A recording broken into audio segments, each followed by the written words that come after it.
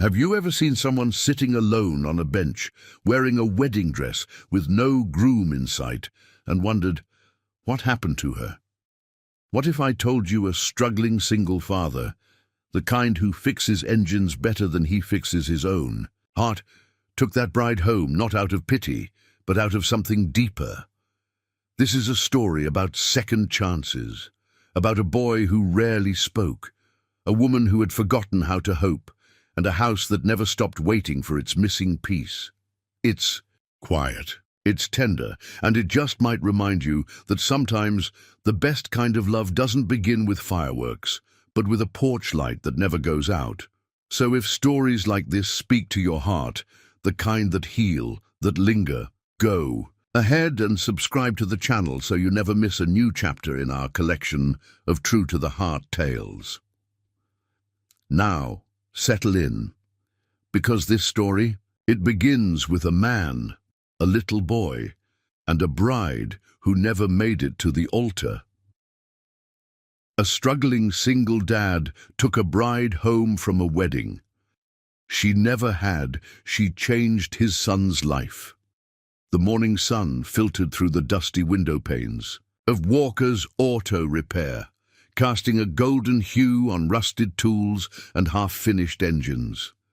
Tom Walker wiped the sweat from his brow with the back of his sleeve and leaned over the hood of a 2003 Ford pickup that had seen better days. The clink of metal and the occasional low hum of country radio were the only sounds in the shop, until the bell over the front door jingled softly, then stopped, unanswered. No one came in. Tom glanced up, then shrugged. Probably a breeze. In this small Montana town, nothing moved fast. Life here ticked by at the pace of creaking porch swings and coffee refills in chipped diner mugs. He checked his watch. Nearly 3:30, time to close up and pick up Ben from school. Tom washed his hands at the old utility sink, dried them on a rag, and reached for his flannel jacket. As always, he hesitated for a moment in front of the photo taped to his locker. It had yellowed with time, but the smile was still bright, Rebecca holding a newborn Ben, both faces radiant. Tom ran a finger down the edge of the picture, then turned away before the weight in his chest could settle too deep. The school sat at the edge of town, a low, red-brick building with a faded American flag flapping out front. Tom parked his old truck in the pickup line and waited. Children spilled out of the front doors in waves, laughing and shouting, swinging backpacks like they didn't weigh a thing. Ben was last, as usual.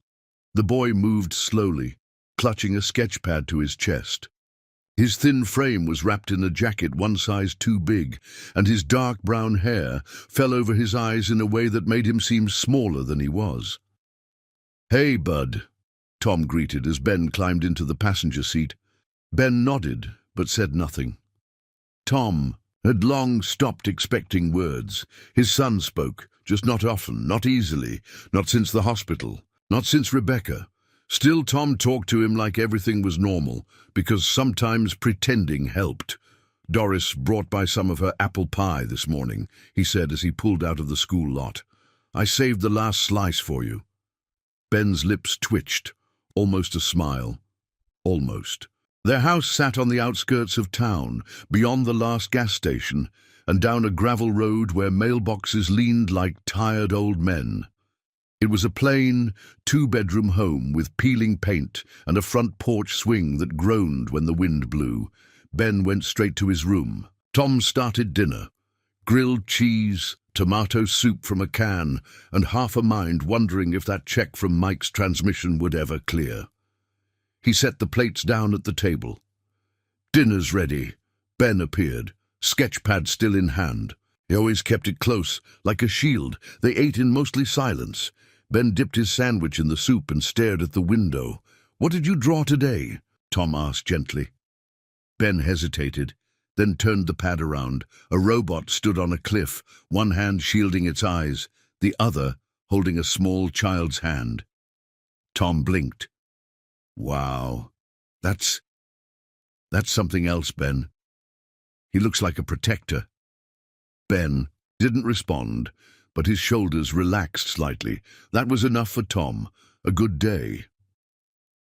Later that night, after Ben had gone to bed, Tom sat in the garage with a mug of instant coffee, tinkering with an old carburetor. The radio played low, some forgotten 70s love ballad drifting through the space. This was his peace. Steel, grease, and the quiet hum of memory. Rebecca used to sit on that old stool in the corner, reading books aloud while he worked. Sometimes she'd sing along with the radio, off-key and full of joy. Tom closed his eyes and let the ache pass through him like a slow wave. Not drowning, not anymore, just drifting. Around midnight, Ben woke up crying. Tom rushed in, heart thudding. Hey, you're okay." Ben clung to him, shaking, not speaking, just the way he always did when the nightmares came. "I'm right here," Tom whispered, rubbing small circles on the boy's back. "I've got you." And in that moment, with the cold seeping through the old wooden floorboards and the wind rattling the windows, Tom realized something both comforting and terrifying. He was all Ben had. No one else was coming. No one else could fill the empty chair at the kitchen table. No one else could chase the shadows from his dreams. And maybe Tom wasn't enough. Maybe he didn't read the right books or say the right words or know how to fix a heart the way he could fix a carburetor. But he loved that boy more than his own breath. That had to count for something. He stayed with Ben until the boy's breathing steadied, until the tears dried. Then he stood up, quietly stepped out into the hallway and leaned against the wall. He stared out the window at the empty road, the quiet trees, and the stars above that never moved. Some nights he whispered a prayer. Not to change the past. Not anymore, just for someone to come along and remind Ben how to smile without pretending. He didn't know the prayer would be answered, and that it would arrive in the form of a girl in a white dress, sitting alone on a bench, waiting for a wedding that never came, but that was still one chapter away. Saturday mornings were quiet on the edge of town, and Tom liked them that way. No customers calling about brake pads or sputtering engines, no school drop-offs or awkward conversations with teachers who didn't quite know how to help a boy like Ben. Just stillness, and the slow creak of the floorboards beneath his feet. Tom stood in the hallway just outside the laundry room, holding a small wooden box in both hands. It had been tucked behind a shelf in the garage, forgotten under a pile of winter blankets and broken picture frames. He hadn't seen it in years. The box was worn, its edges rounded smooth with time. Rebecca's initials were carved lightly into the lid, R.A.W., Rebecca Ann Walker. Tom stared at those three letters, feeling like they belonged to another life. He carried the box into the living room and sat on the edge of the old corduroy sofa, the springs sighing beneath him. For a moment, he just held it. Then, slowly, he lifted the lid. Inside were memories that still had weight. A folded sonogram photo, a dried flower from their wedding bouquet, the hospital bracelet from Ben's birth, a note written in Rebecca's neat looping script. "If something ever happens, tell him I sang to him every night." Tom closed his eyes. He could still hear her voice, soft and a little off-key, humming lullabies while Ben kicked in her arms. The sound had faded over the years, but not the feeling. Never the feeling. A sharp knock at the door startled him. Tom quickly closed the box, setting it aside. Ben peeked around the corner, hair mussed from sleep, his sketchpad tucked under one arm like always. "Hey, kiddo," Tom said gently. "Did I wake you?" Ben shook his head, eyes flitting to the wooden box on the couch. Tom followed his gaze. He hesitated, then patted the cushion beside him. "Wanna sit?" Ben stepped into the room, cautious like a cat, and lowered himself beside his dad. He didn't say anything. He rarely did, but his eyes were curious. Tom opened the box again, slowly this time, letting Ben see. "This was your mom's," he said. "She kept little things in here, things that mattered." Ben leaned closer, his fingers brushing the edge of the hospital bracelet. Tom watched him, unsure of what to say next. The words felt fragile, But something in his son's stillness told him to keep going. "She used to hum to you before bed," Tom said, "even when you were still inside her belly. Said you always kicked when she hit the wrong note." Ben's mouth curved, not quite a smile, but something close. "After you were born, she'd rock you in that old chair in the corner and make up silly songs. I think half of them didn't even have words." Ben reached for the folded sonogram photo, studying it like it might come alive. "That's you," Tom said. "Just a little peanut back then. Kicked like a mule, though." Ben looked up, and for a split second his eyes weren't so guarded. Tom swallowed the lump in his throat. "You know," he added, "she would have loved to see your drawings. She always said you'd be a builder or an artist, or maybe both." Ben blinked fast and looked away. He closed the lid of the box carefully, as if tucking those memories back to sleep. Then, quietly, he slid the box into Tom's hands, stood up and walked to his room. Tom sat there for a long time after, the box warm on his lap. He didn't follow. Ben didn't like being chased. Instead, Tom let the silence settle, the way he always did. But something had shifted. Not much, just a hairline crack in the wall Ben kept up. But Tom had learned to recognize those. They meant hope. That afternoon, Tom went out back to patch the old fence that separated their yard from the woods. He liked the quiet work. Something about hammering nails and measuring boards steadied him. From the kitchen window, he caught sight of Ben at the table, sketching like he always did. But there was something different in his posture, not slouched or hunched, focused, present. Tom smiled to himself and kept working. As the sun dipped behind the trees and the air cooled, Tom came inside to start dinner. He set the kettle on the stove and glanced toward Ben's pad, sitting open on the table. He wasn't one to pry, but this time he stepped closer. The page showed a drawing of a boy sitting beside a woman in a rocking chair. Her hair was long. There were music notes around her. The boy was smiling. Tom exhaled slowly, his hand resting on the back of the chair. When Ben emerged from his room a few minutes later, Tom said nothing, just slid a grilled cheese onto his plate and set a bowl of soup beside it.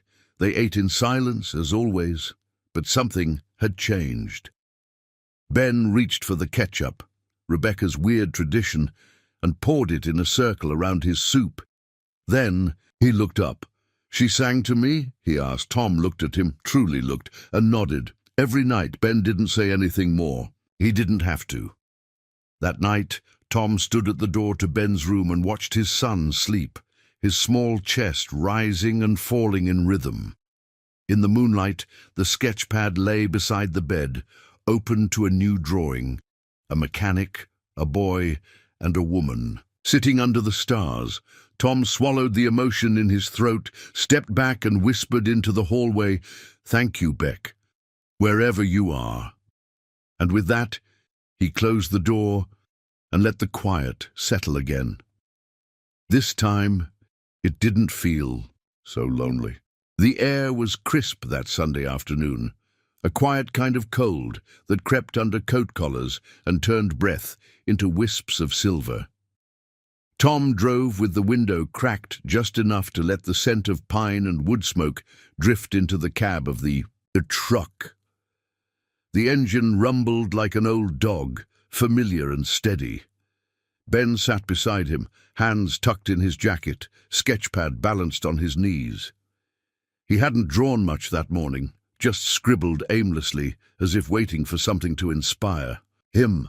They were heading back from the town supply store. Tom had picked up a new door hinge and a box of nails for the shed. It wasn't urgent work, nothing ever was around here, but keeping busy made the silence feel less heavy. As they rounded the bend past the old Methodist church, Tom spotted her. At first, she was just a shape, white against the dull grey of the bench beneath the bare oaks. But as the truck rolled closer, the shape sharpened into something out of place, a woman, alone, still. She sat rigid on the weathered bench, a bouquet of wilted roses dropped at her feet like fallen leaves. Her white dress, unmistakably a wedding, Gown pooled around her like spilled milk. The veil hung loosely from one shoulder, caught on the breeze but half forgotten. Tom slowed the truck. "What is it?" Ben asked, the rare question barely louder than a breath. Tom didn't answer right away. He pulled over to the side of the road, put the truck in park, and stared for a moment. There was something fragile about her, like a porcelain figure left in the rain. He turned to Ben. "Wait here. Okay?" Ben nodded, eyes wide and watchful. Tom stepped out, boots crunching on the gravel. As he approached the bench, the woman looked up. Her face was pale, mascara smudged beneath red-rimmed eyes. Not crying anymore. She'd already done that.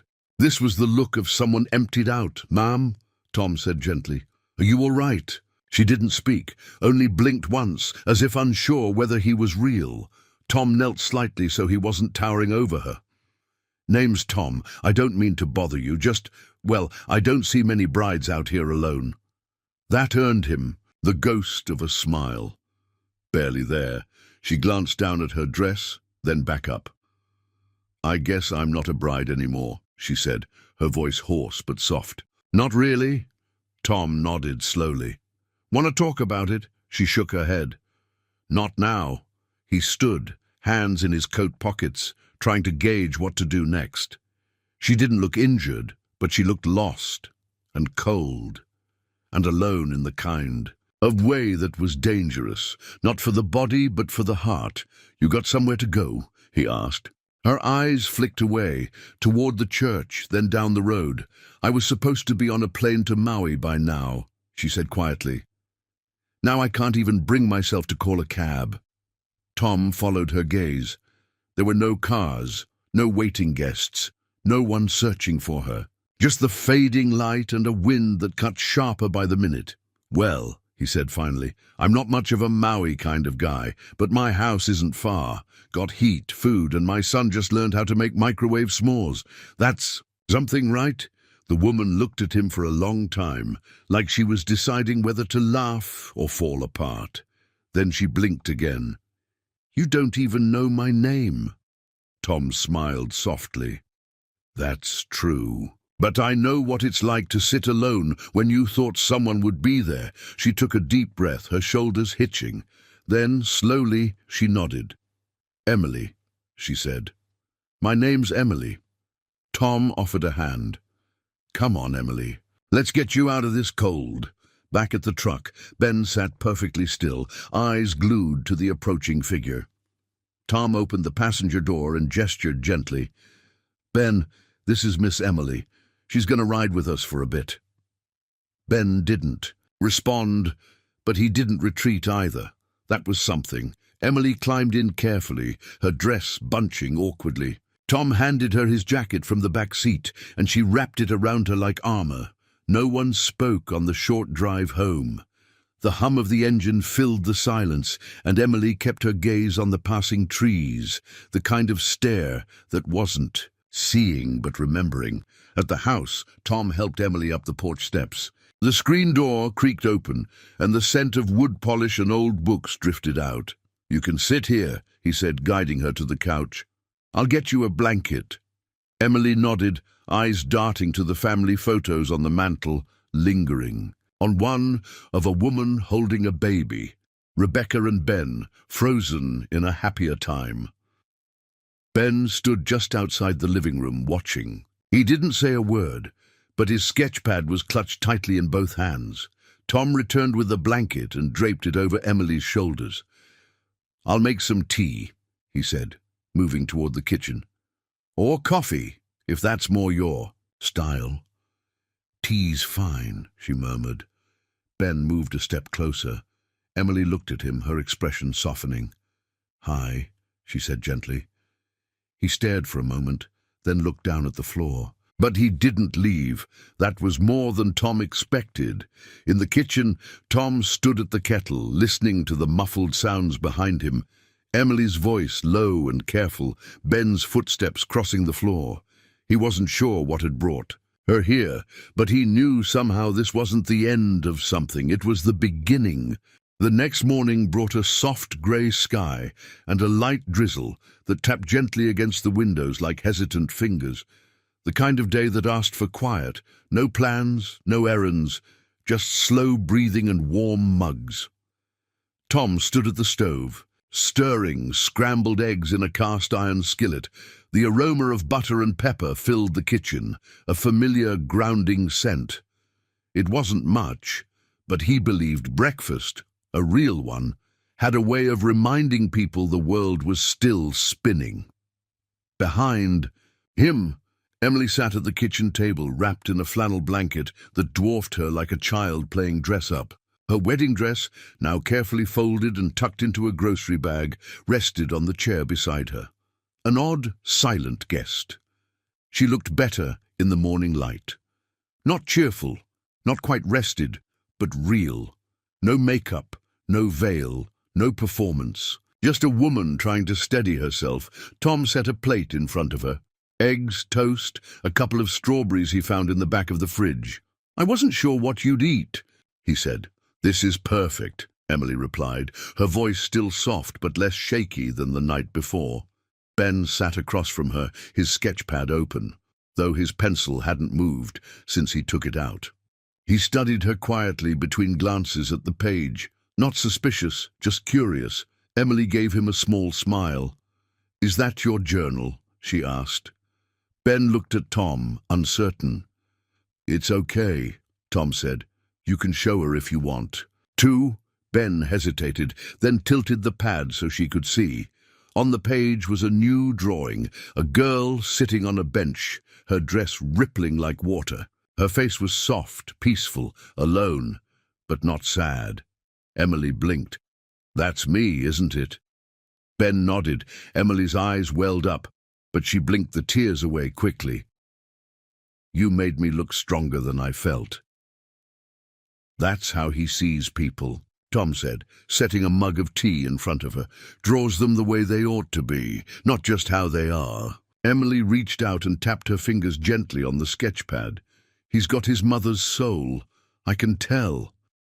Tom stiffened slightly, but didn't speak. She noticed and drew back. "I'm sorry. That was too much." "No," Tom said after a pause. "It's okay. It's just not something people usually say." The silence that followed wasn't uncomfortable, just thoughtful, like all three were adjusting to the way the furniture had moved in their hearts. Later that morning, Tom called his neighbor Doris to let her know they had a guest. Doris had a reputation for two things: knowing everything before anyone else and making casseroles that could cure almost any emotional injury. Sure enough, by noon, a foil-covered dish arrived at the front porch with a note that read, "For your guest, no one eats heartbreak on an empty stomach." Tom chuckled as he set the casserole in the oven. Emily, now changed into a pair of jeans and a borrowed flannel shirt from Rebecca's old closet, helped fold laundry at the kitchen table. Her movements were slow but purposeful, like someone trying to re-enter the rhythm of life, one small act at a time. "You don't have to do that," Tom said, watching her stack Ben's shirts. "I know," she replied, "but I need to feel useful, like I didn't disappear." Tom nodded, understanding more than he could say. "How long were you engaged?" 3 years, Emily said, folding a sock in half. "Met him at a fundraiser in Chicago. He was charming, successful, said all the right things. But when things got real, he disappeared faster than the frosting on our engagement cake." She tried to laugh, but it caught in her throat. "I'm sorry," Tom said. "I'm not," she said quickly, surprising herself. "I thought I would be. But what I feel most right now is embarrassed. Not because I lost him, because I almost married someone who never really saw me." Tom leaned against the counter. "I think a lot of people marry someone they only half know. You're brave to walk away before the ceremony instead of after the damage." Emily looked down at her. "Hands. It wasn't bravery. He left first." Tom said nothing, just gave her a nod that meant, "You're still standing. That counts for something." That evening, Emily offered to help with dinner again. Tom was hesitant, not because he doubted her, but because it had been years since someone. Besides, Ben had stirred a pot in his kitchen. She moved like she belonged, carefully, respectfully, but not like a stranger. Ben set the table. No one asked him to. He just did it. Over dinner, the three of them talked more than usual. Emily asked Ben about his favorite books, and he surprised everyone by naming a science fiction novel he'd read twice.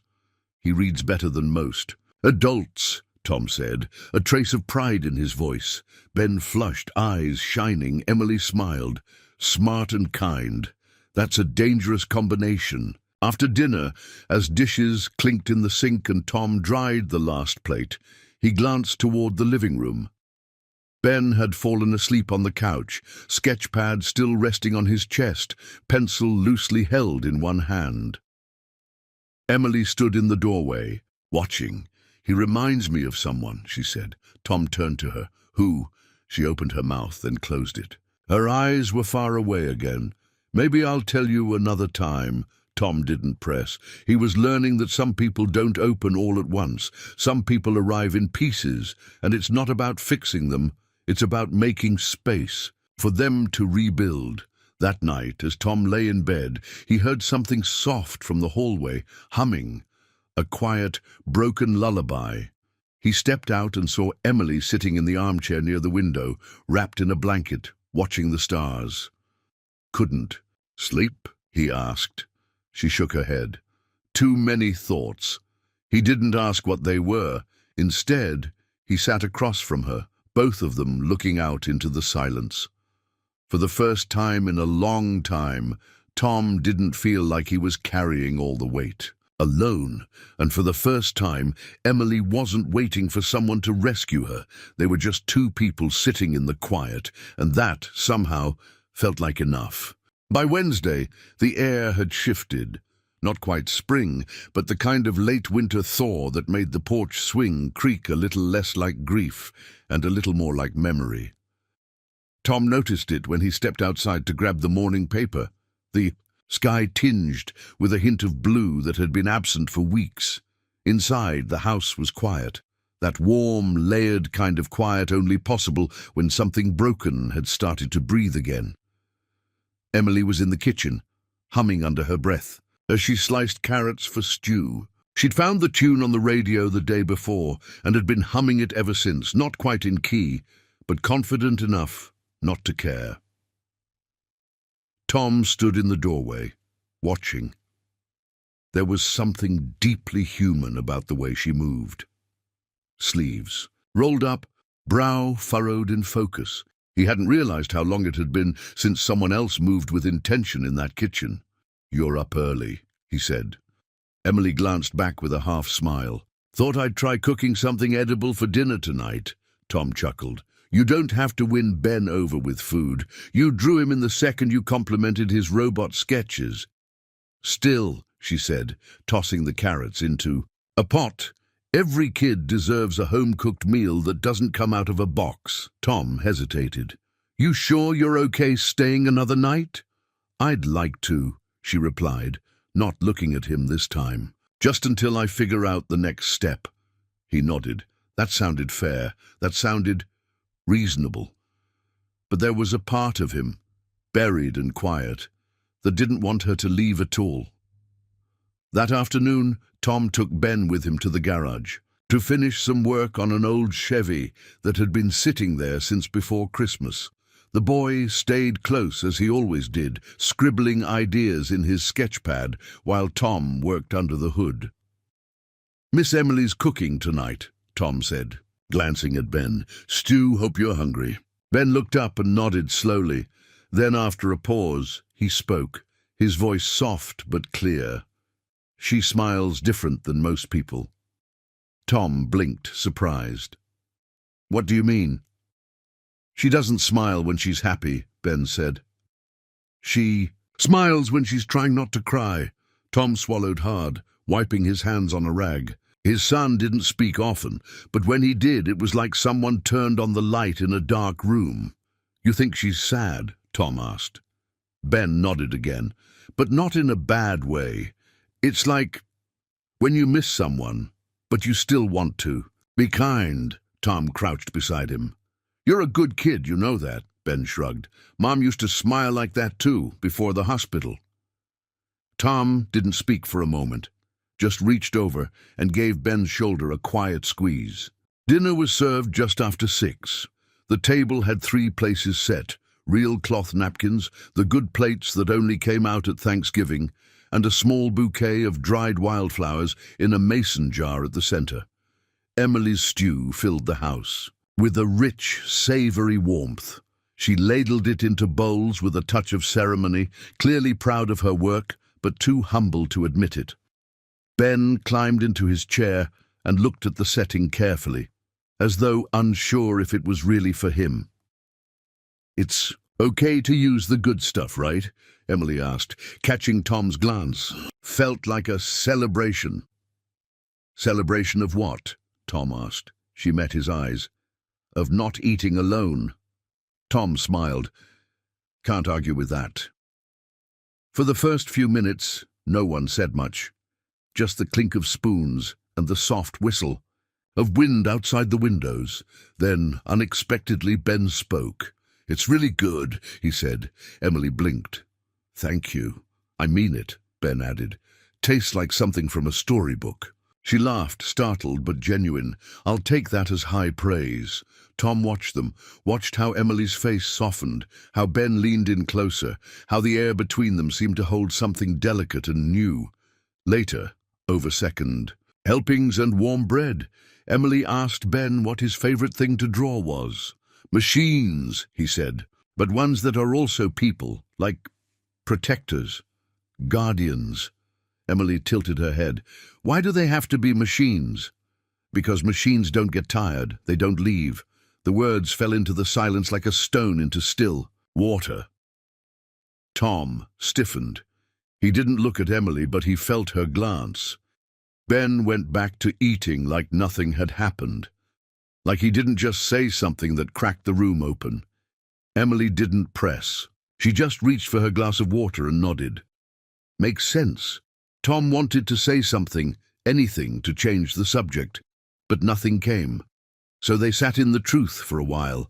Sometimes that's all you can do.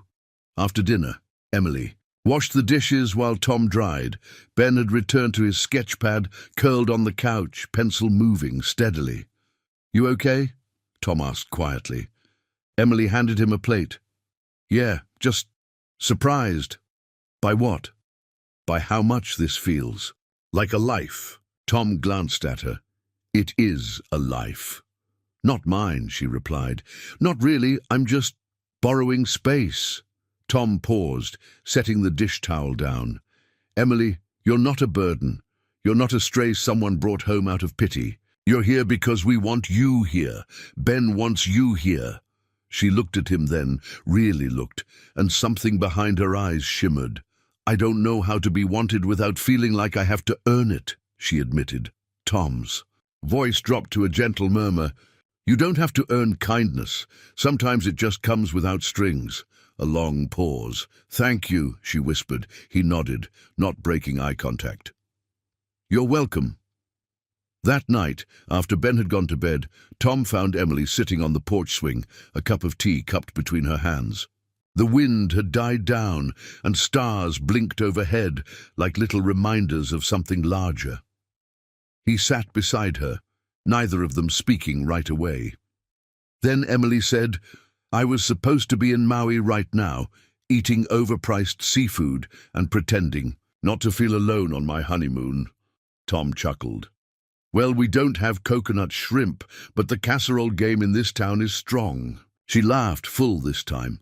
Then her expression softened. "Do you believe in second chances?" He thought for a long moment. "I believe in good people finding each other when they need it most," he said, "and in quiet things growing where the ground was once scorched." Emily looked at him, eyes glistening but steady. "I don't know what this is," she said, "but it's the first thing in a long time that doesn't feel like running." Tom nodded. "Then stay a while." "No.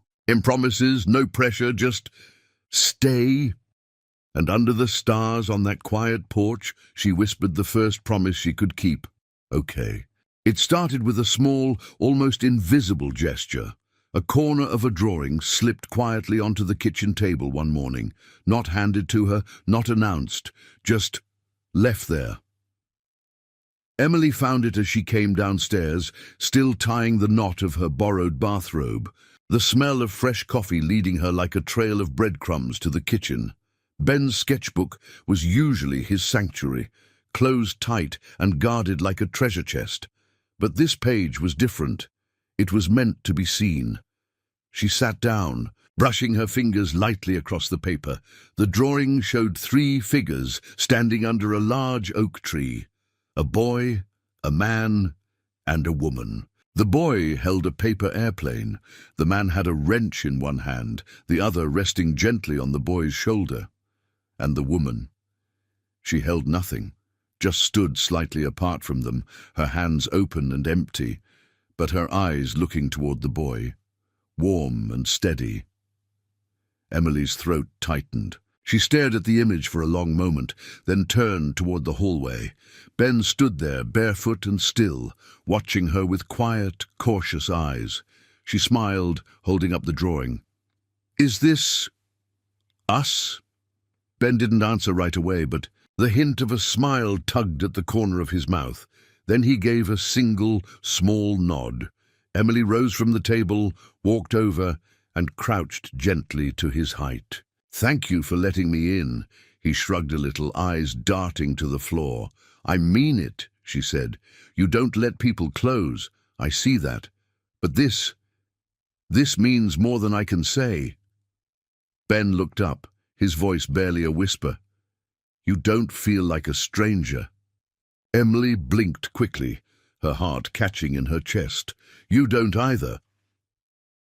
Later that day, while Tom was under the hood of a stubborn Buick out in the garage, Emily and Ben spent the afternoon planting bulbs in the backyard. It had been Emily's idea. She'd found a box of forgotten tulip bulbs in the shed, likely leftovers from some distant spring. No one expected them to bloom. That wasn't the point. They worked quietly at first. Ben dug the holes. Emily dropped the bulbs in and gently covered them with soil. "You ever plant anything before?" she asked. He shook his head. "Not really." "Well, here's the thing about tulips," she said, brushing dirt from her gloves. "You plant them when it's cold and ugly out, when nothing's blooming. But if you're patient, really patient, something beautiful shows up later, even when you forget you planted them." Ben paused, his small hands covered in earth, then nodded slowly. "Like magic," Emily smiled. "Exactly like that." In the evening, Tom came inside to find the kitchen windows steamed from something simmering on the stove, and laughter drifting down the hallway. Not loud laughter, gentle, surprised like a bird testing its wings. He paused at the doorway to the living room. Ben and Emily were sitting on the floor, a stack of old board games between them. Monopoly pieces lay scattered like confetti. "I'm just saying," Emily said, mock serious. "You can't build a hotel on Baltic Avenue and expect to get rich." Ben grinned. "You're just mad because I beat you twice." Tom leaned against the doorframe, arms crossed. "Should I be worried? My son is learning ruthless real estate strategy from a houseguest." Ben turned, eyes shining. "She's the one who taught me to mortgage the railroads." Emily held up her hands. "Guilty." Tom shook his head, a soft chuckle escaping his lips. "Dinner's almost ready. You two should wash up." As they disappeared down the hallway, their footsteps light and echoing with something that felt suspiciously like joy. Tom stood alone in the living room, the Monopoly pieces still scattered across the rug. He looked down at the thimble token resting near his boot. For the first time in a long time, the house didn't feel like a place of missing things. It felt full, not with noise, but with presence. That night, after Ben had gone to bed, Emily lingered at the kitchen table while Tom rinsed dishes in the sink. "I think he's starting to trust me," she said, her tone soft, almost tentative. Tom turned off the tap, dried his hands, and joined her at the table. "Yeah, I noticed. That's not easy for him." "It's not easy for me either." Emily admitted.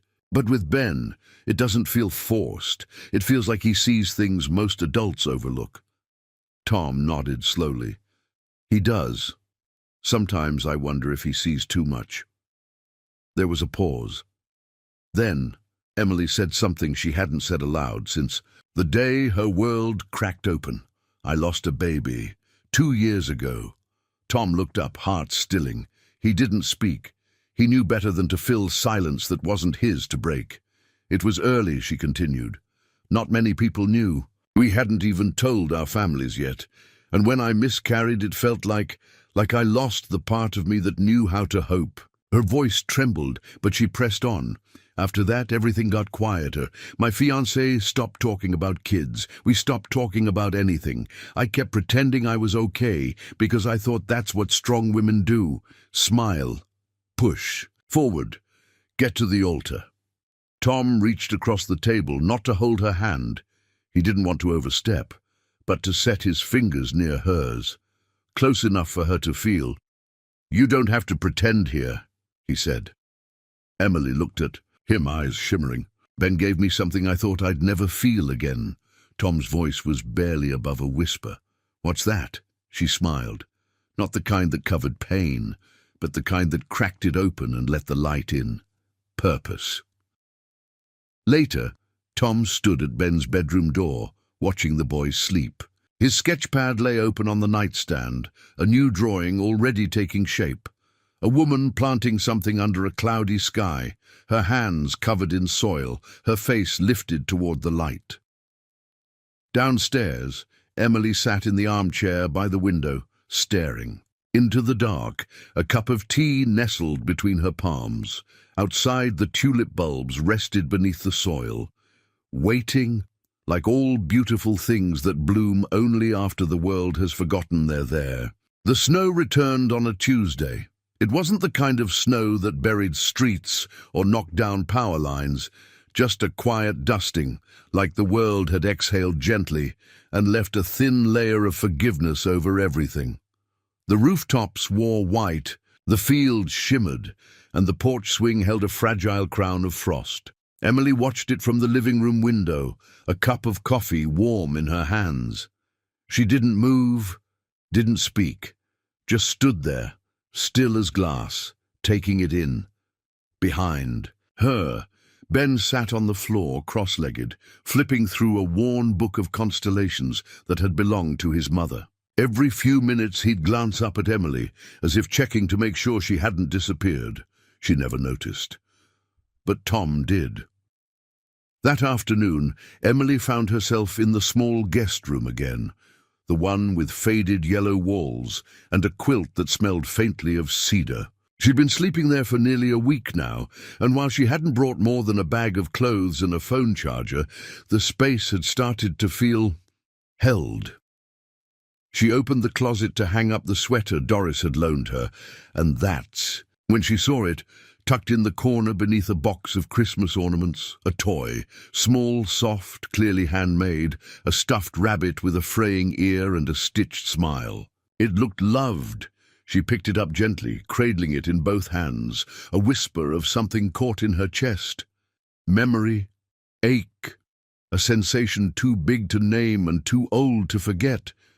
Before she realized it, she was sitting on the floor, the rabbit still, in her lap, her fingers tracing the seams like they held some kind of prayer. She didn't cry, not right away. That came later, when she tucked the rabbit carefully back where she found it and closed the closet door with trembling fingers. Downstairs, Ben was drawing again. He sat at the kitchen table, tongue slightly sticking out in concentration, the way he always did when something mattered. Emily moved carefully, not wanting to disturb him, but he looked up before she could pass. "You can sit," he said. It was permission, a simple, monumental invitation. She pulled out the chair across from him. "What are you working on?" Ben slid the paper toward her. "It's kind of a dream, or maybe a wish." The drawing was of a small house on a hill. Smoke curled from the chimney, and in the front yard stood a garden with 3 people, A man holding a rake, a woman watering flowers, and a child chasing butterflies. Emily studied it closely. "It's beautiful." Ben shrugged. "I like drawing things that feel safe." She smiled, but her heart ached. "And does this feel safe to you?" Ben nodded, then looked her in the eyes, direct, fearless. "You feel like home, not like a place, like the feeling." The words unraveled something inside her. No one had ever said that to her, not even the man she almost married. Later that day, while Tom was out replacing brake pads on Mrs. Cafferty's ancient Ford, Emily and Ben baked cookies. It was her idea, though the recipe was half-invented, and the kitchen quickly turned into a flower-snowed battlefield. Ben giggled as she tried, and failed, to crack an egg one-handed like she'd seen on a cooking show. "You're terrible." "At this," he teased. "Terribly determined," she corrected, laughing as yolk dripped onto the counter. Tom walked in just as they were pulling the first tray out of the oven. He stopped in the doorway, inhaling the smell of vanilla and cinnamon. For a moment he didn't say anything, just stood there, coat still on, hat in hand, as if unsure whether he was allowed to belong to a moment like this. Emily looked up. "We saved you the best batch, slightly overbaked, mildly misshapen, but made with reckless amounts of love." Tom smirked, shaking snow from his shoulders. "Sounds like my kind of cookie."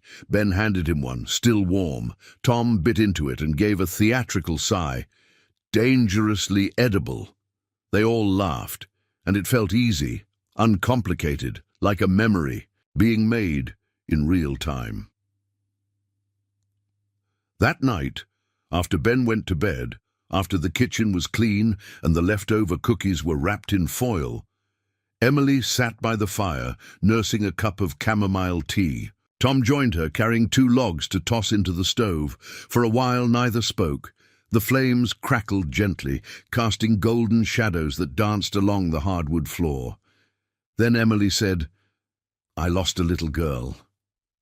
Tom looked over, his face still.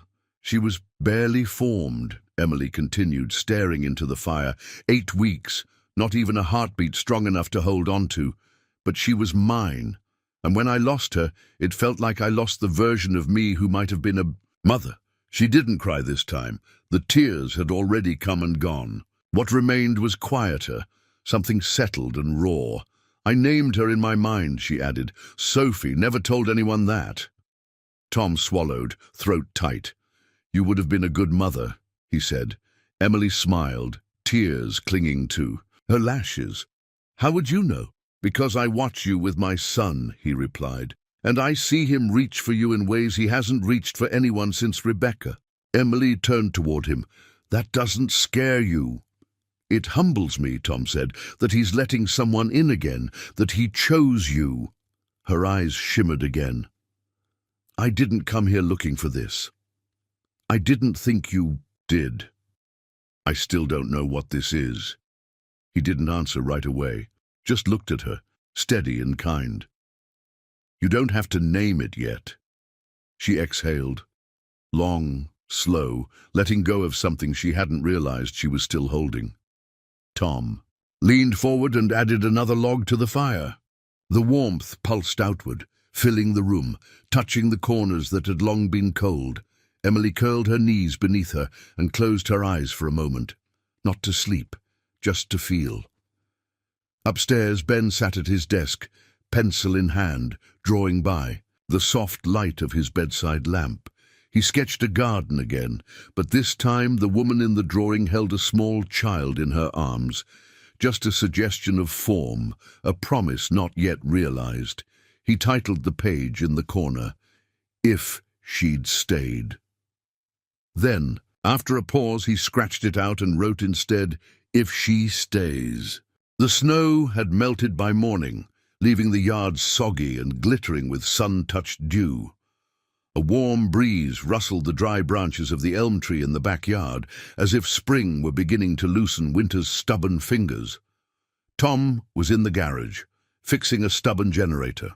The old thing coughed, sputtered, then reluctantly growled to life. He grinned, satisfied, wiping his hands on a rag before heading inside to wash up. The house was quiet. Ben was at school, and Emily had offered to reorganize the old bookshelf. In the living room, an excuse, really, to touch something familiar and bring a little order to the chaos inside her. Tom paused at the doorway, watching her from behind. She stood on her tiptoes, trying to reach the top shelf, hair tucked behind one ear, the sunlight catching the soft curve of her jaw. It was the kind of moment he'd forgotten how to notice, ordinary and breathtaking all at once. "You're going to pull something," he said with a smile. Emily turned, laughing lightly. "And ruin my dramatic reach-for-the-stars pose?" He walked in, brushing dust off a stack of books. "You didn't have to do all this." "I wanted to," she said simply, her gaze drifting over the spines of old paperbacks and family photo albums. Tom froze for a beat as she reached for one of the albums, not because he didn't want her to see, but because he hadn't opened them in so long. He wasn't sure what memories might fall out. Emily sat on the floor with the book in her lap, flipping through pages filled with the faded joy of summers. Past, Rebecca holding Ben at the beach, Tom carving pumpkins in the driveway, their small world once wrapped in warmth. Then she turned the page, and there it was. A candid photo. Rebecca sitting in a cafe, laughing mid-sentence, a coffee cup in one hand. Across from her, Emily, the moment held like a fragile breath between them. Tom sat down slowly, a crease forming between his brows. Emily traced the edge of the photo with her thumb. "I was wondering when I'd see this again." "You knew." "Rebecca?" Tom's voice was low, measured, as though trying to catch up with something he didn't see coming. Emily closed the album gently, holding it in her lap. "We met in college. She was 2 years ahead of me. We weren't close at first. I was quiet, always in the library. But she had a way of noticing people who felt invisible." Tom stared at her. "She never mentioned you." Emily smiled sadly. "She did, but probably not in the way you'd remember. I moved to Chicago after college. We lost touch after she married. But before that, she talked about you like you were made of sunlight and sawdust." She looked down. "She said you had the kindest hands." Tom's throat tightened. "I didn't know she was gone," Emily added. "Not until I saw her photo on the mantel that first night. I didn't say anything because I didn't know how." He nodded slowly. "You've been carrying that all this time?" She met his gaze. "I didn't come here because of her. I didn't know this was you, I swear. But once I realized, it felt like someone had tied a string from her to me, and it led me right back here." Tom leaned forward, elbows on his knees. "Why didn't you say something sooner?" "I was afraid it would change how you saw me," she said. "I thought maybe I didn't deserve this kindness, not if it was built on coincidence." He exhaled deeply, eyes drifting to the photo. "I don't believe in coincidence, not anymore." A silence settled between them, but it wasn't hard or heavy. It was filled with the ache of understanding. "I've been angry with her," Tom said after a moment. "Not for dying, for leaving, for not preparing me for what would come after. The silence, the emptiness, the fear I'd mess Ben up." Emily's voice was gentle. "You didn't mess him up. You kept him whole." He looked at her, eyes soft. "You think so?" "I see the way he looks at you, Tom. Like you're the anchor that keeps his world from drifting." She paused. "And I see the way he's beginning to look at me, like maybe I might be a part of that world too." Tom didn't move, but something in his chest cracked open just a little. "I think she'd be grateful," Emily whispered, "that Ben has someone who speaks his quiet language, and that you're not alone anymore." Tom swallowed hard, blinking against the emotion building in his throat. "Thank you," he said softly. "For what?" "For telling me the truth. For carrying her memory with care." he smiled faintly, "and for not burning the stew the other night." Emily laughed, the sound unburdened and honest. They sat there for a while, the album still resting in her lap, the past and the present folding into each other like pages of the same story.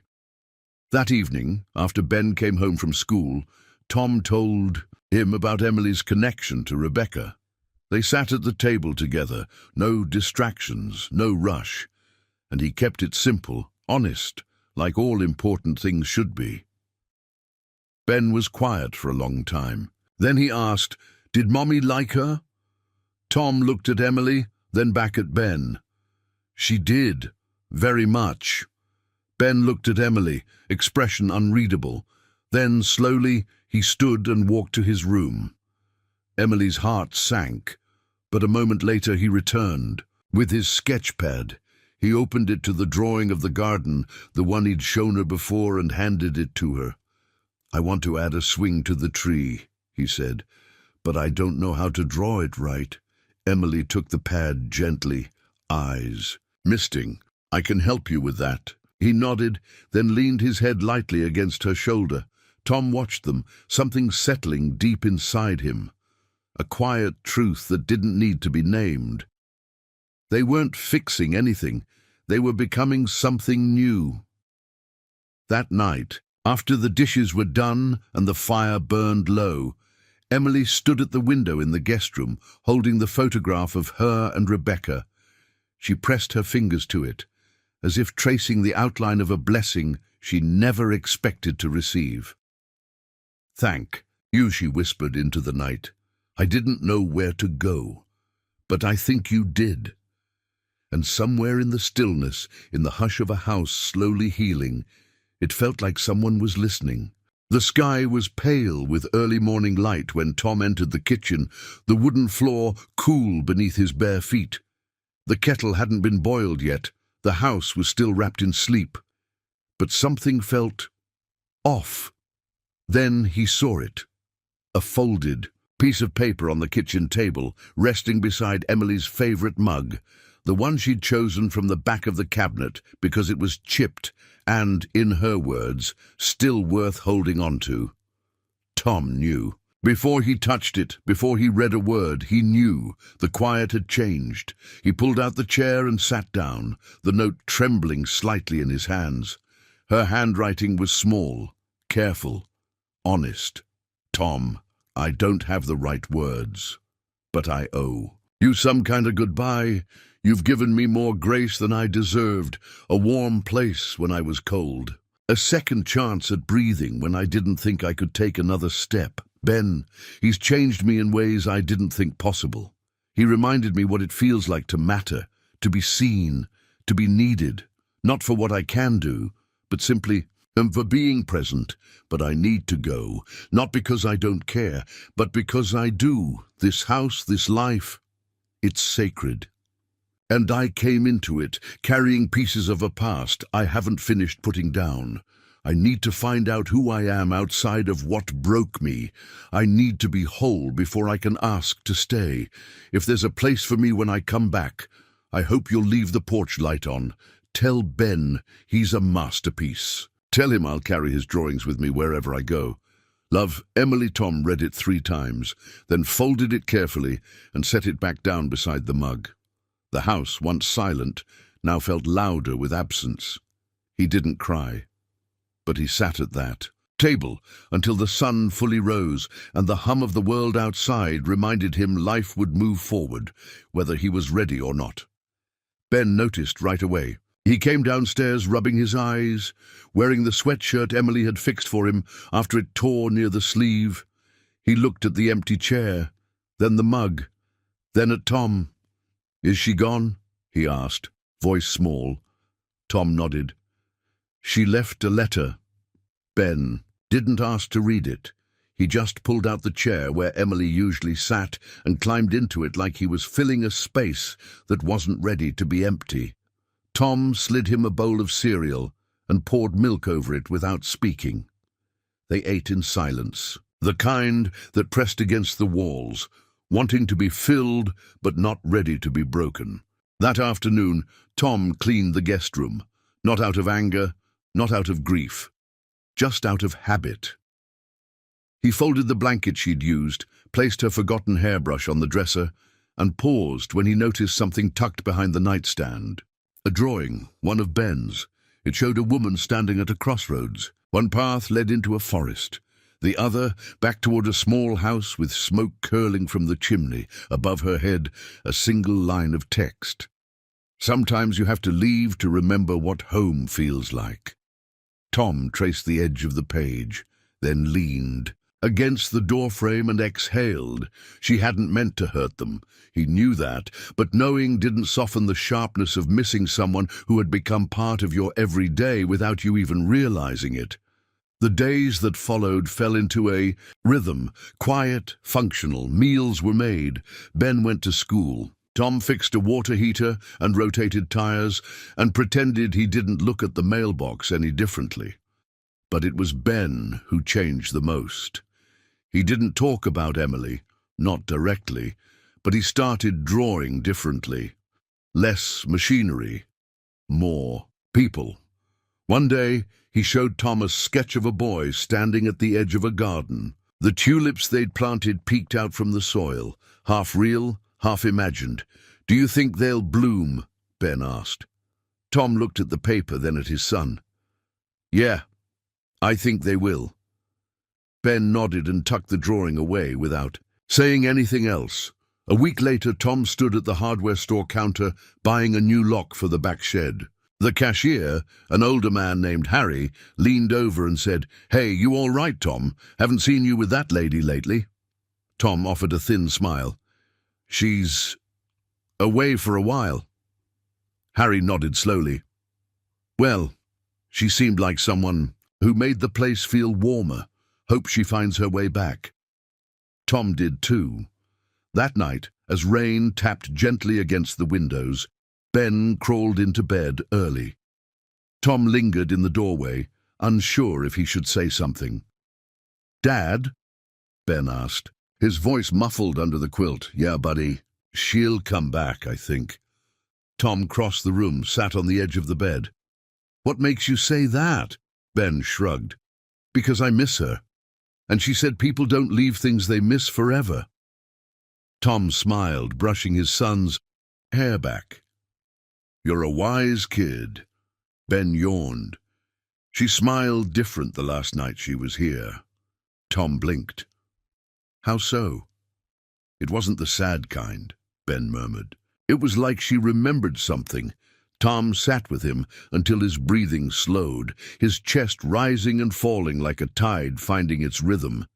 Then he went downstairs and left the porch light on.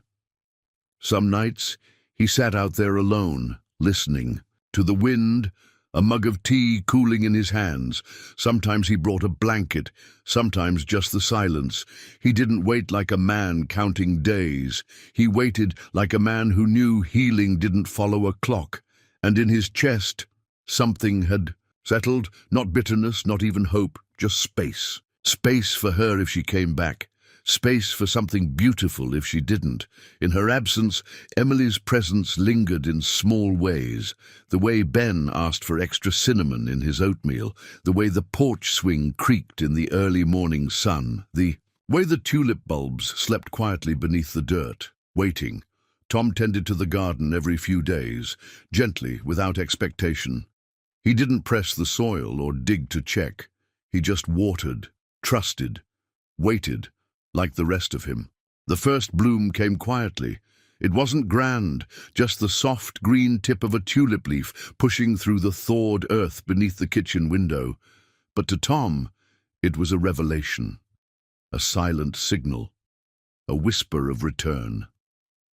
He stood there with his morning coffee, watching it sway slightly in the breeze. After all these weeks, something planted in hope had remembered how to rise. Ben padded into the kitchen, hair tousled, sleep still clinging to his eyes. He poured himself a glass of orange juice and joined Tom by the window. "Is that the one we planted by the bird bath?" he asked. Tom nodded. "Looks like it." Ben pressed his hand against the glass. "She said tulips are like promises, that even if it takes a while, they show up." Tom glanced down at his son.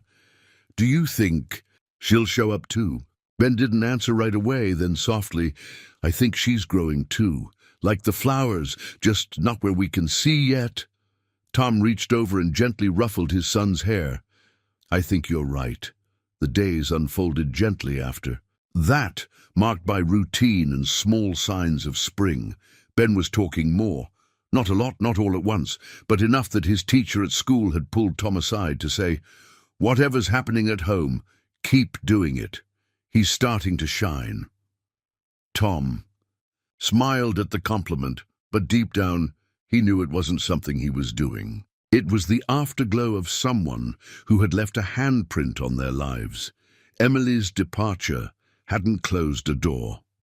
It had opened something else, something quiet, reflective, and still unfolding.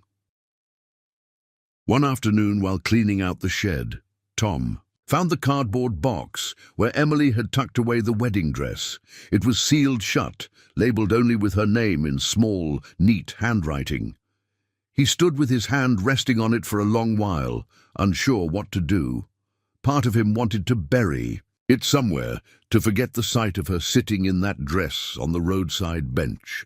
But another part, the part that remembered her laugh in the kitchen and the way she knelt in the garden beside Ben, told him to keep it just as she left it, not as a weight, as a placeholder, a mark in the story where something unfinished waited to be continued. That evening, Ben brought home a crumpled paper from school, a poem he had written during free period. Tom unfolded it carefully, eyes scanning the uneven penciled lines. It wasn't perfect, but it was true. A house that waits. There is a house with room to grow, where tulips sleep beneath the snow. A boy draws dreams, a dad stays strong, and something missed still hums a song. The porch lights on, the windows clear. The house still hopes you'll come back here. Tom's throat tightened as he read the last line again. He looked at his son, who stood watching with careful eyes. "Did you show this to your teacher?" Ben shook his head. "It's not for school." "Who's it for?" Tom asked. Ben shrugged, but his voice was steady. "For her, in case she's still listening." Tom folded the poem and tucked it into his wallet. "I think she is." Sunday came with soft wind, and the kind of sun that made you forget winter had ever settled in. Tom sat on the porch swing, a book in his lap, though he wasn't really reading. He watched the road, not constantly, but enough. Out of habit more than hope, Ben was in the yard with a handful of sidewalk chalk, drawing galaxies along the cracked cement walkway. There was peace in it, a kind of peace Tom hadn't known he was still allowed to feel. He glanced up as the wind shifted, just in time to see something flutter along the edge of the garden. A flash of blue fabric, hair pulled into a loose braid. He blinked for a heartbeat. He thought he was imagining her, but then Emily stepped fully into view. She didn't walk fast. She didn't smile right away. She just came down the gravel road like someone who wasn't sure if the world would still welcome her. Ben stood up first. The chalk slipped from his hand. He stared at her, frozen. Emily paused a few feet away, unsure. "Hi," she said. The boy ran. He didn't yell or cry. He just ran straight into her, arms flinging around her waist like he was reclaiming something that had been missing from his very center. Emily knelt to catch him, tears already in her eyes. "I missed you," he whispered. "I missed you too." Tom rose from the swing, heart pounding, not with surprise but with something quieter, relief. She looked up at him over Ben's shoulder. "I didn't know if I could come back," she said. "But I couldn't stay away." Tom nodded, voice thick. "You didn't have to be ready, just willing." Emily stood slowly, still holding Ben's hand. "I still have work to do. I'm still not everything I want to be." Tom stepped forward. "None of us are, but we're not meant to do it alone." She smiled then, not the brave, brittle smile of the woman who first showed up at his door, but something softer, deeper. Ben tugged her hand. "I saved your garden spot." She laughed gently. "I hope the tulips didn't give up on me." "They didn't," Tom said. "We didn't either." That evening, the three of them sat on the porch together. No fanfare, no explanations, just warm mugs, tired shoulders, and the sound of springbirds returning home. Tom looked out at the garden, the tulips pushing higher with every passing hour. "Did you find what you were looking for?" he asked quietly. Emily thought for a long time before answering. "No," she said, "but I remembered what I already had." Ben leaned his head against her arm. "And Tom?" Tom didn't say a word. He just reached across and turned on the porch light. Though the sky hadn't yet darkened, some lights weren't about seeing, they were about being seen. Spring came early that year, the kind of spring that snuck in softly, brushing the world awake one green blade at a time. Tulips bloomed beneath the kitchen window, their petals unfolding like a long-held breath. The air smelled of damp soil and distant honeysuckle, and the porch swing no longer creaked with sorrow, only rhythm. Tom stood at the stove one Saturday morning, flipping pancakes while Ben sat at the table, brow furrowed in concentration over a new drawing. Across the kitchen, Emily leaned against the doorframe, still in her slippers, her hair pulled into a loose braid, fingers wrapped around a chipped mug, the same one she'd left behind the morning she disappeared. She hadn't asked for her old room back. She hadn't needed to. She never really left it. They hadn't had a long talk about what her return meant. There were no grand declarations, no dramatic promises whispered under the stars. What came back wasn't the ceremony of love. It was the practice of it, folding laundry, sharing silence, laughing at burnt toast, and that was enough. Ben held up his sketchpad just as Tom flipped the last pancake onto the plate. "I finished it," he said. Emily walked over, peeking over his shoulder. It was a garden scene again, but different. This time, more alive. The colors richer, the lines bolder. 3 figures stood in the sunlight, the boy, the man, and the woman. The woman wasn't standing off to the side anymore. She knelt in the soil, laughing, her hands dirty from planting. The man leaned down beside her, a watering can in one hand, and the boy, he held a tulip, blooming wide in his palm. At the bottom, Ben had written, "Home isn't a place. It's the people who wait for you with the light still on." Emily's eyes brimmed. "You're going to make me cry again." Ben shrugged. "You always say tears are good when they water something." Tom chuckled and placed the pancakes on the table. "Well, we're all about to get watered over breakfast, apparently." They sat together, just the 3 of them, and passed. Syrup and laughter across the table, like it had always been theirs to share. That afternoon, they visited Rebecca's grave. It was Ben's idea. He held Emily's hand the whole way there, quiet but not solemn. Just steady. Tom brought a single tulip from the yard, a deep orange one Rebecca would have loved. The cemetery sat just beyond the edge of town, tucked between a grove of trees and a worn wooden fence that leaned like it had stories to tell. They stood together, the 3 of them, in front of the stone-marked Rebecca Ann Walker, beloved wife and mother. Tom cleared his throat. "I think you'd like her," he said aloud, eyes on the stone. "Actually, I know you would." Emily reached down and laid the tulip at the base of the marker. "I'm not here to replace anyone," she whispered, "just to honor what was and help grow what comes next." Ben didn't say anything, but he knelt and placed his drawing, a small copy he'd made, next to the flower. Then he stood and took both their hands.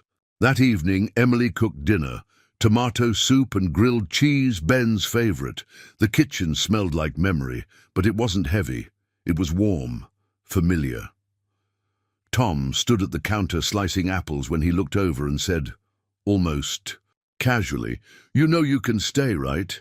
Emily turned from the stove, her hand still on the pot handle. He continued, "Not out of pity. Not because Ben needs you, not even because I do." He paused. but because you belong. And I think maybe you've known that for a while now." Emily didn't speak right away. Her eyes were full, but her smile was clear. "I was waiting for someone to say it out loud," she said, "but I stopped needing them to." She turned off the stove and crossed the room to him, slipping her arms around his waist, pressing her cheek against his shoulder. "I'm home," she whispered. He didn't say welcome back, he just held her, like you do with something precious you thought you'd lost. Later, they sat on the porch swing as dusk settled gently around them. Ben played in the yard, barefoot and chasing fireflies, his laughter echoing across the lawn. Emily leaned her head against Tom's shoulder. "I never imagined this," she said. This kind of ending," Tom smiled. "That's the thing, Em, it's not an ending." She looked up at him. He nodded toward the yard. "It's a beginning. One we didn't plan, but maybe the best ones are the ones that catch us off guard." The porch light blinked on automatically as night fell. They both watched it. "I used to think healing was about forgetting," Emily murmured, "or replacing, but now I think it's just making room." Tom squeezed her hand. "There's always room." Ben came bounding up the steps, breathless, cheeks flushed with joy. "Can we make s'mores tomorrow?" he asked. "Breakfast, lunch, and dinner," Tom replied. Emily laughed. "Don't you dare promise that unless you're prepared to deliver." Ben leaned against her, fitting perfectly into the crook of her side. "I'm glad you came back." "I'm glad you let me," she said. He tilted his head. "You're not going anywhere now, right?" Emily looked to Tom, then to the yard, the swing, the stars just beginning to appear. "No, sweetheart," she said. "I'm right where I belong." Inside, the house exhaled, not with sorrow, not with ghosts, but with life. The wedding dress still sat in its box in the back of the closet, untouched, unrevisited, and yet no longer symbolic of what was lost. Instead, it had become a symbol of what could change, of what could heal. No ceremony had been planned, no announcements made, but a new family had been built, not in vows spoken under stained glass, but in choices made in silence, in laughter shared over dishes, in patience during grief. The porch light stayed on, not because anyone was missing anymore, but because it had become a tradition, a sign to the world that someone was always welcome, that this house, this life, this love, it had room for new beginnings, for old wounds, for tulips, and for anyone still brave enough to come home. We'd love to hear from you. Where are you watching from, and what part of this story touched you the most? Take a moment to share your thoughts in the comments below. Reading your reflections is one of the best parts of what we do here. And if stories like this bring you comfort, hope, or just a quiet moment in your day, go ahead and subscribe to the channel. There's always a seat here for you and new stories waiting just around the corner. Thank you so much for spending time with us today. Until next time, take care, keep the porch light on, and never stop believing in second chances.